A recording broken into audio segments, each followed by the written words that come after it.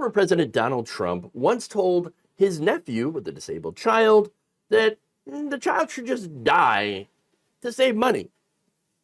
So, I mean, this is an unsurprising story, but let me give you the details. Fred Trump III has a young son named William, who was disabled. And as such, they have become disability advocates. Makes sense. Now, while his uncle was president, he managed to get a White House meeting to try to push initiatives to help the disabled and their caregivers. Again, makes sense. Now, specifically, one of the things that they wanted to talk about was the need for housing support. All right. Now, he wrote that during the meeting with Alex Azar, Brett Giroir, the Assistant Secretary of Health, and other disability advocates, and of course, Donald Trump, he was actually feeling kind of excited, like, oh, yeah, like, here, my uncle is going to listen, and now he's president, so maybe he's going to try to help people like myself, people like my son.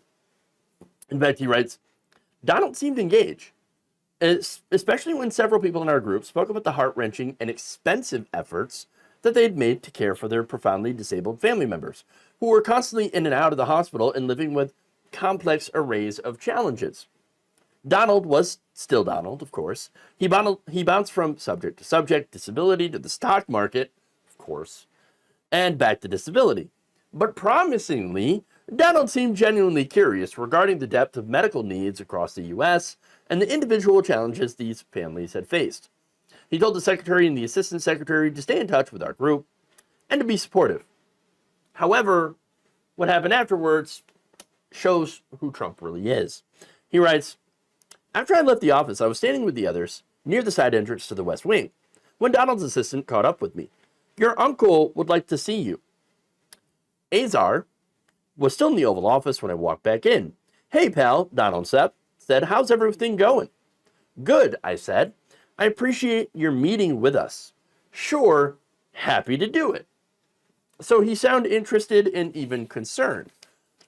He writes, I thought he had been touched by what the doctor and advocates in the meeting had just shared about their journey with their patients and their own family members. But I was wrong. Those people, Donald said, trailing off, the shape they're in, all the expenses, maybe those kinds of people should just die. And there it is. There it is. Because of course. Oh yeah, the disabled people, maybe they should just die. Fred writes, for Donald, I really think it was about the expenses. Even though we were there to talk about efficiencies, smarter investments, and human dignity. Now, we're talking about Donald Trump here. Human dignity? He doesn't give a single damn about human dignity. No. Especially over money. Oh, you expect Donald Trump to care about human dignity over money? No, of course not. That said, there's another excerpt that is somehow even worse than that. Okay, because again, in that meeting, he's like, "Oh, these people, maybe they should just die." I mean, if you didn't think that was bad enough, no, it gets worse. When William was 9 years old, Fred writes, Lisa and I, his wife, met with Donald, and a medical fund was created for William's care by the Trump family. A fund that was crucial to our ability to support him. Because again, medical needs in the United States for someone who's disabled are just incredibly expensive. Okay, you don't have insurance, you don't have things that actually help people that are in those situations. So it is just massively taxing for people who are in the situation, who are caring for disabled loved ones, to be able to actually take care of them. So now in this case, Fred had a fund set up, and people, in his family who were pretty well off, quite wealthy, contributed to that fund. And that included Donald Trump.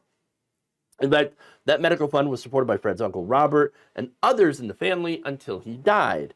Now, around 2020, that fund started running low on cash. Donald, turns out, was one of the only ones that were contributing consistently to it. and as such had been getting pressured from other family members to stop contributing. That's amazing. Well, for one, I'm actually shocked that Donald had been contributing to it on a regular basis. Like, whoa! Shocker, right? And then that there are members of the family that are like, maybe you should stop doing that. What? So now, Fred met with Donald and said, quote, I'd said I'd heard the fund for William was running low, and unfortunately, the expenses certainly were not easing up as our son got older. In fact, with inflation and other pressures, the needs were greater than they'd been.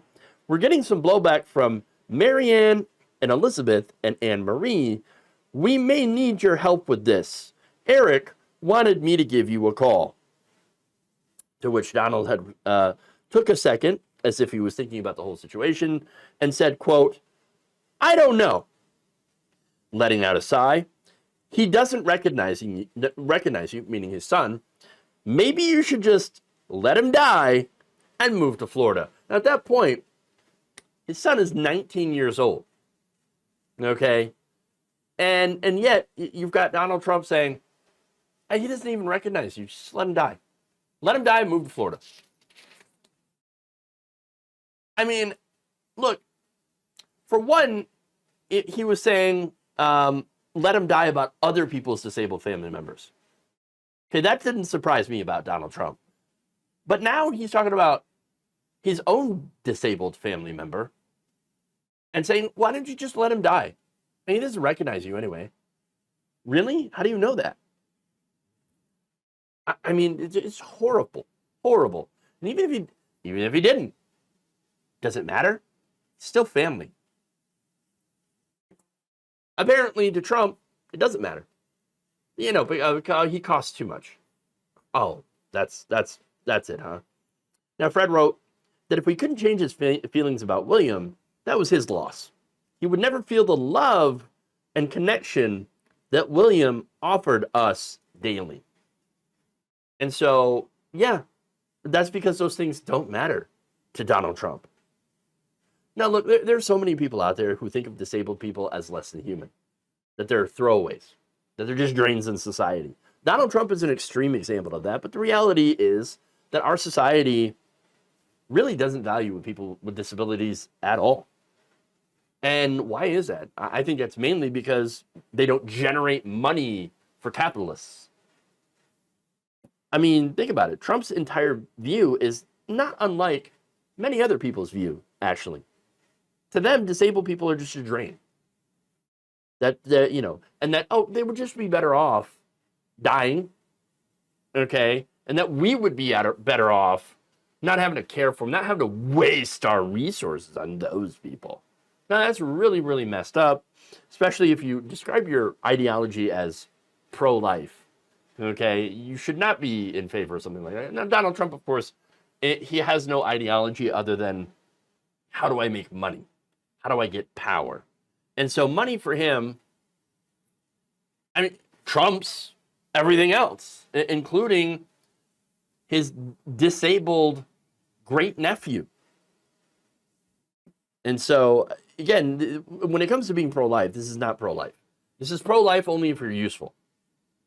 And so, yeah, I have a problem with people who claim to be pro-life on the right wing and yet are like, oh, well, yeah, I agree. We should just, it should be easier to let them die. No.